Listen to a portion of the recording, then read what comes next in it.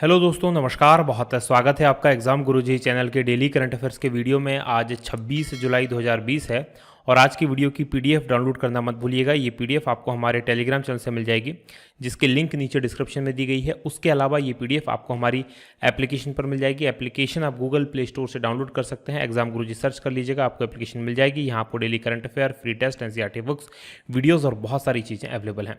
ये हमारी स्कॉलरशिप है जो आपके लिए हम लेकर आए हैं, जिसमें आप जीत सकते हैं 3 MPPSC प्री प्लस मेंस के कोर्स, 10 MPPSC प्री या SI के कोर्स, 87 MPPSC प्री SI की टेस्ट सीरीज और सभी पार्टिसिपेंट को 100 रुपये का डिस्काउंट आने वाले किसी भी एक कोर्स में 99 रुपये में। इसके लिए आप रजिस्ट्रेशन कर सकते हैं। 15 अगस्त 2020 को ये टेस्ट आपके लिए आयोजित किया जाएगा, तो अभी रजिस्ट्रेशन करना मत भूलिए। अगर अभी तक आपने इसके लिए रजिस्टर नहीं किया है, एप्लीकेशन से रजिस्टर कर सकते हैं। आगे बढ़ेंगे, बात करेंगे थॉट ऑफ द डे की। जो आज का हमारा मोटिवेशनल पावरफुल थॉट है कि सफल वही होता है जिसका काम उसे निरंतर आनंद देता है। आप में से जो कोई भी अपनी ज़िंदगी में बहुत बड़ा काम करना चाहता है, जो कोई भी ज़िंदगी में बहुत आगे जाना चाहता है, उसको एक काम जरूर करना चाहिए। वो ये करना चाहिए, अपने काम से प्यार करना चाहिए और अपने काम को पसंद करना चाहिए। अगर आप आपके काम को पसंद नहीं करेंगे, आप अपने काम को प्यार नहीं करेंगे, तो वो काम आपको आनंद नहीं देगा। और जब आप वो काम आपको आनंद नहीं देगा, तो आप संभवतः उस काम में सफल नहीं होंगे, या सफल होंगे भी तो वो सफलता आंशिक रहेगी, कभी भी वो सफलता परमानेंट नहीं होगी। तो आपको क्या करना चाहिए? आपको लगातार अपने काम से प्यार करते रहना चाहिए, तभी आपको काम आनंद देगा और आप सफल होंगे। तो इसी थॉट के साथ आगे बढ़ेंगे, बात करेंगे हम क्विक रिवीजन कल के पढ़े गए करंट अफेयर के प्रश्नों की। पहला प्रश्न है कि सेना में महिला अधिकारियों को कितनी शाखाओं में स्थायी कमीशन दिया गया है? तो अब सेना की सभी 10 शाखाओं में स्थायी कमीशन दे दिया गया है। दूसरा प्रश्न है कि रेलवे की कब तक सभी डिब्बों में RFID टैग लगाने की योजना है? तो ये 2022 तक है। तीसरा प्रश्न है कि अंतर्राष्ट्रीय सौर गठबंधन में शामिल होने वाला 87वां कौन सा देश बना है? ये निकारागुआ है। चौथा प्रश्न है कि भारत और कौन सा देश 30 सेकंड का तेज कोविड-19 परीक्षण विकसित करेगा? तो ये भारत और इजराइल करेंगे। पांचवा प्रश्न है कि किस स्टार्टअप ने भारत का पहला ऑर्बिट स्पेस मलबे की निगरानी और ट्रैकिंग सिस्टम विकसित किया है? और ये दिगंतर नाम का एक स्पेस स्टार्टअप है। वहीं छठवां प्रश्न है कि किसने केंद्रीय कोयला मंत्रालय का वृक्षारोपण अभियान शुरू किया है? ये अमित शाह जी के द्वारा शुरू किया गया है। और सातवां प्रश्न है कि किसने बजाज फाइनेंस के अध्यक्ष पद से इस्तीफा दिया है? और ये राहुल बजाज हैं। वहीं आठवां प्रश्न है कि DRDO ने कहाँ कोविड-19 परीक्षण सुविधा की स्थापना की है? ये लेह में की गई है। और नवा प्रश्न है कि किस राज्य के मंत्रिमंडल ने डिजिटल अर्थव्यवस्था मिशन को मंजूरी दी है? ये कर्नाटक के मंत्रिमंडल द्वारा दी गई है। और 10वां प्रश्न है कि संयुक्त राष्ट्र महासभा ने किस वर्ष को बाल श्रम के उन्मूलन के लिए अंतर्राष्ट्रीय वर्ष के रूप में घोषित किया है? और ये घोषित किया गया है 2021 को। ये थे हमारे कल के पढ़े गए करंट अफेयर के प्रश्नों का क्विक रिवीजन। आगे बढ़ेंगे, आज के प्रश्नों की बात करेंगे। और आज के करंट अफेयर का पहला प्रश्न है कि भारत और किस देश की आर्थिक और व्यापार समिति की 14वीं बैठक का आयोजन 24 जुलाई को हुआ? और ये हुआ भारत और ब्रिटेन की व्यापार समिति, जिसको जेटको भी कहा जाता है, यानी कि सी ऑप्शन प्रश्न का सही उत्तर है। डिटेल लिख लीजिए क्या है। तो भारत और ब्रिटेन के बीच आर्थिक और व्यापार समिति की 14वीं बैठक UK India joint economic and trade committee, जिसको जेटको कहा जाता है, ये 24 जुलाई को ही वीडियो कॉन्फ्रेंसिंग के माध्यम से इसका आयोजन किया गया है। और वाणिज्य और उद्योग मंत्री जो भारत के पीयूष गोयल और ब्रिटेन की जो अंतर्राष्ट्रीय व्यापार राज्य मंत्री हैं एलिजाबेथ ट्रस, इन्होंने इस बैठक की संयुक्त अध्यक्षता की। इस बैठक में दोनों देशों ने आपसी मुक्त व्यापार समझौते के लिए प्रतिबद्धता दोहराई है कि दोनों देश आपस में मुक्त व्यापार करेंगे। बात कर लेते हैं ब्रिटेन की। तो यहाँ की राजधानी लंदन है, प्रधानमंत्री बोरिस जॉनसन है और मुद्रा यहाँ की पाउंड स्टर्लिंग है। एक पाउंड स्टर्लिंग में लगभग 90 इंडियन रुपीस होते हैं। चलिए मैप में मैं आपको ब्रिटेन लिए चलता हूँ। तो जैसा कि आप स्क्रीन पर देख पा रहे हैं, ये हमारा भारत है और हमारे भारत से अगर आपको ब्रिटेन जाना है तो मूव करना पड़ेगा आपको पश्चिम में। पश्चिम में जाएंगे, यूरोप पहुंचेंगे और यूरोप में ये जो देश आपको दिखाई दे रहा है, ये यूनाइटेड किंगडम के नाम से ये ब्रिटेन है। अब कई बार इसके नाम में बड़ा कन्फ्यूज़न हो जाता है, ये यूनाइटेड किंगडम है, ब्रिटेन है, ग्रेट ब्रिटेन है या इंग्लैंड है, तो वो आपके मैं क्लियर कर देता हूँ। तो यूनाइटेड किंगडम एक ऐसे देश का नाम है जो इसमें 4 देश शामिल हैं। 4 कौन कौन से देश शामिल हैं? ऊपर की तरफ देखेंगे तो स्कॉटलैंड है, ये नॉर्थ आयरलैंड है, ये जो बड़ा सा हिस्सा आपको दिखाई दे रहा है ये इंग्लैंड है, और इधर एक छोटा सा हिस्सा है जिसको वेल्स कहा जाता है। ये जब चारों देश एक देश की तरह रिप्रेजेंट होते हैं तब इसको यूनाइटेड किंगडम कहा जाता है। ब्रिटेन एक्चुअल में किसी देश का नाम नहीं, ब्रिटेन एक ज्योग्राफिकल टर्म है, ये इस भूभाग को कहा जाता है जिसमें नॉर्थ आयरलैंड शामिल नहीं है। याद रखिएगा, उत्तरी आयरलैंड शामिल नहीं है, केवल स्कॉटलैंड, इंग्लैंड और वेल्स, इन तीनों की ये जो भूभाग है, इस भूभाग को ब्रिटेन कहा जाता है। तो ये भी याद रखिएगा। और ग्रेट ब्रिटेन इसलिए कहा जाता है क्योंकि पुराने समय से ये जो है इसका नाम ही अंग्रेजों ने ग्रेट ब्रिटेन रखा। तो इस प्रकार से, और इंग्लैंड इन 4 देशों में से एक देश है। तो मुझे उम्मीद है आप लोगों को सारे कन्फ्यूजन क्लियर हो गएंगे। तो यूनाइटेड किंगडम ऑफिशियल इस देश का नाम है और लंदन यहाँ की राजधानी है। आगे बढ़ेंगे, बात करेंगे अगले प्रश्न की। अगला प्रश्न आपके सामने दूसरा है कि किस देश ने 3D प्रिंटेड एयरक्राफ्ट इंजन का सफल परीक्षण किया है, और ये सफल परीक्षण किया गया रूस के द्वारा। यानी कि बी ऑप्शन प्रश्न का सही उत्तर है। डिटेल देख लीजिए क्या है। तो रूस ने MGTD-20 gas turbine 3D printed aircraft engine का एक सफल परीक्षण किया और इसने सफलतापूर्वक उड़ान भरी। ये उड़ान परीक्षण जो था वो ततारस्तान के कजानबश विमानन केंद्र में किया गया। और इस नई तकनीक से जो मुख्य इंजन के एलिमेंट्स हैं उनके उत्पादन में लगने वाले समय में लगभग 20 गुना की कमी आई है, और इसके उत्पादन में जो लागत आती है वो 2 गुना से अधिक कमी हो गई है, यानी कि आधी, हाफ इसकी कीमत हो जाएगी इसके उत्पादन में, और समय लगेगा 20 गुना कम। बात करते हैं रूस की। इसकी राजधानी मॉस्को है, राष्ट्रपति व्लादिमीर पुतिन है और मुद्रा यहाँ की रूबल है। चलिए मैप में मैं आपको रशिया लिए चलता हूँ। तो जैसा कि आप स्क्रीन पर देख पा रहे हैं, ये हमारा भारत है, और हमारे भारत से अगर आपको रशिया जाना है तो ऊपर की तरफ मूव करना पड़ेगा। तो चाइना, और चाइना के बाद मंगोलिया को क्रॉस करने के बाद ये जो ग्रीन कलर का दुनिया का सबसे बड़ा देश आपको दिखाई दे रहा है, इधर अमेरिका के पास से शुरू होता है तो इधर यूरोप तक पहुंच जाता है। तो ये रशिया है, जिसकी राजधानी यहाँ पर दिखेंगे यूरोप में स्थित है, और इसका नाम है मॉस्को। ये आपको याद रखना है। एक्चुअल में ये 2 कॉन्टिनेंट्स में फैला हुआ है, 2 महाद्वीपों में फैला हुआ है।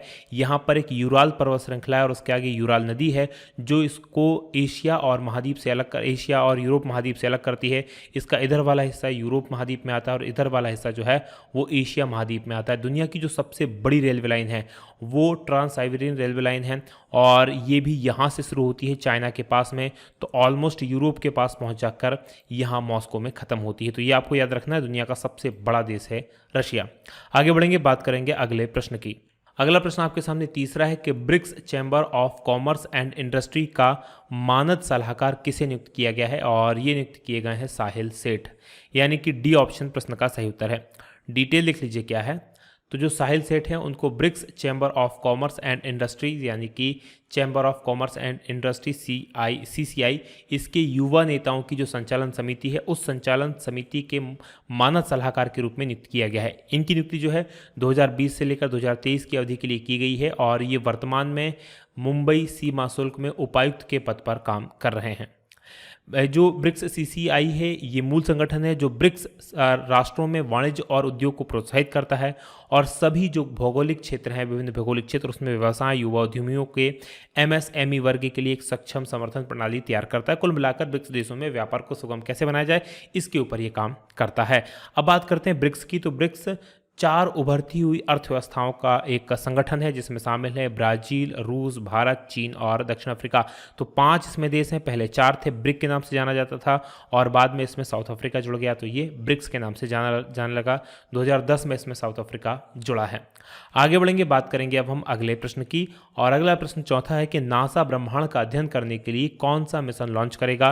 तो नासा जिस मिशन को लॉन्च करेगा उसका नाम है एस्ट्रोस, यानी कि बी ऑप्शन प्रश्न का सही उत्तर है। डिटेल लिख लीजिए क्या है।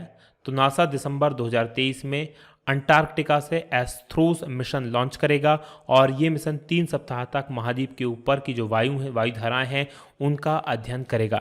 एस्ट्रोस मिशन जो है स्ट्रेटोस्फेयर में एक फुटबॉल के स्टेडियम के आकार का गुब्बारा भेजेगा, जिसको तस्वीर में आप यहाँ पर देख पा रहे हैं। इस प्रकार का एक गुब्बारा होगा, और ये मिशन जो है विशालकाय सितारों की अनसुलझी पहेलियों को सुलझाने में, मिल्की वे गैलेक्सी उसके गठन के बारे में उत्तर प्राप्त करने की कोशिश करेगा। आगे बढ़ेंगे, बात करेंगे अब हम 5वें प्रश्न की कि किसने भारत का पहला numberless card fame card launch किया है, और ये लॉन्च किया गया है फेम पे के द्वारा, यानी कि ए ऑप्शन प्रश्न का सही उत्तर है। डिटेल लिख लीजिए क्या है। तो फर्स्ट बैंक के साथ मिलकर फेमपे ने भारत का पहला नियो बैंक है और इसे IDFC फर्स्ट बैंक के साथ मिलकर भारत का पहला नंबरलेस कार्ड जारी किया है। तो यानी कि इस पर कोई नंबर नहीं होता और ये एक डेबिट कार्ड के समान है जिसमें आपको पहले से पैसा रखना होता है। और ये जो किशोर हैं, किशोर किन्हें कहा जाता है, जो टीनेजर्स होते हैं, उनको कैशलेस तरीके से लेन देन के लिए सक्षम बनाता है। और national payment corporation of India यानी NPA के साथ मिलकर फेमपे ने इस कार्ड को विकसित किया है। आगे बढ़ेंगे, बात करेंगे छठवें प्रश्न की कि विदेश मंत्रालय में सचिव के रूप में किन्हें नियुक्त किया गया है और ये नियुक्त की गई है रीवा दास गांगुली, यानी कि C ऑप्शन प्रश्न का सही उत्तर है। डिटेल देख लीजिए क्या है। तो बांग्लादेश में भारत की उच्चायुक्त रीवा गांगुली दास, इनको सरकार के द्वारा विदेश मंत्रालय में सचिव के रूप में नियुक्त किया गया है और ये स्थान लेंगी विजय ठाकुर सिंह का, जो 30 सितंबर को सेवानिवृत्त हो रहे हैं। और इसके अलावा एक और अधिकारी का नाम याद रखिएगा, राजेश भूषण, इनको केंद्रीय स्वास्थ्य मंत्रालय में नए स्वास्थ्य सचिव के रूप में नियुक्त किया गया है। तो ये दो नियुक्तियाँ इंपॉर्टेंट हैं, आपको याद रखनी है। आगे बढ़ेंगे, सातवें प्रश्न की बात करेंगे कि इंडियन ओवरसीज बैंक यानी कि IOB के MD और CEO के रूप में किसे नियुक्त किया गया है। तो ये नियुक्त किए गए हैं पार्थ प्रतिम सेनगुप्ता, यानी कि B ऑप्शन प्रश्न का सही उत्तर है। डिटेल देख लीजिए क्या है। तो जो भारत सरकार है उसके द्वारा पार्थ प्रतिम सेनगुप्ता को इंडियन ओवरसीज बैंक यानी IOB का नया प्रबंध निदेशक यानी कि MD और मुख्य कार्यकारी अधिकारी यानी कि CEO नियुक्त किया गया है और ये स्थान लेंगे कर्णम शेखर का। 30 जून 2020 को IOB के MD और CEO के पद से ये सेवानिवृत्त हो रहे हैं और इनको 2022 तक के लिए बनाया गया है। पार्थ प्रतिम सेनगुप्ता वर्तमान में भारतीय स्टेट बैंक यानी SBI में उप प्रबंध निदेशक के रूप में काम कर रहे हैं।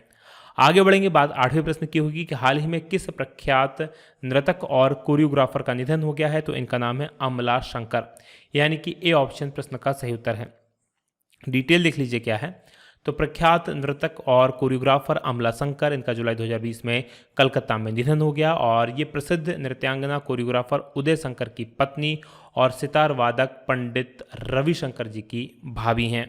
और अमला शंकर 90 के दशक की शुरुआत में काफ़ी सक्रिय थी और इनको कला के क्षेत्र में योगदान के लिए 2011 में पश्चिम बंगाल सरकार द्वारा बंगा विभूषण से भी सम्मानित किया जा चुका है।